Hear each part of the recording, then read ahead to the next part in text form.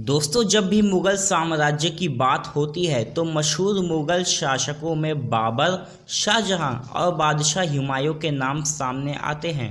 लेकिन इतिहास की माने तो सभी बादशाहों में से लोकप्रिय और सबसे शक्तिशाली बादशाह अकबर रहे हैं, जिनका नाम इतिहास के सुनहरे पन्नों में दर्ज है। कई सदियां बीत जाने के बाद भी अकबर और उनकी पसंदीदा पत्नी जोधाबाई की प्रेम कहानी के किस्से आज भी मशहूर हैं। लेकिन बहुत से लोग नहीं जानते कि सच्चाई क्या है और कैसे बादशाह अकबर जोधाबाई की मोहब्बत में पागल हो गए थे। दोस्तों, बादशाह अकबर का जन्म सन 1542 में सिंध के राजपूत किले अमरकोट में हुआ था। अकबर मुगल वंश के सबसे शक्तिशाली शासक थे।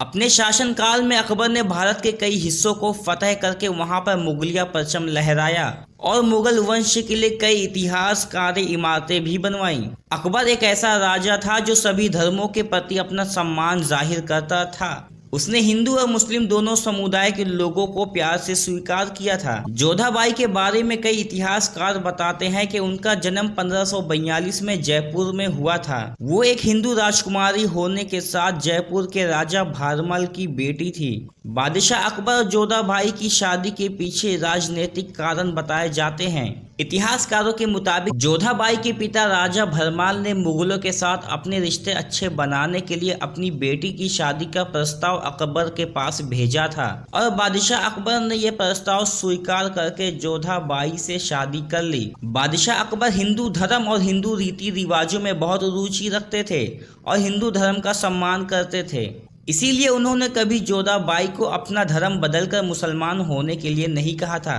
इसी के साथ जोधाबाई भी मुगल सम्राट अकबर की भावनाओं का आदर करके उन्हें भी मान सम्मान देती थीं।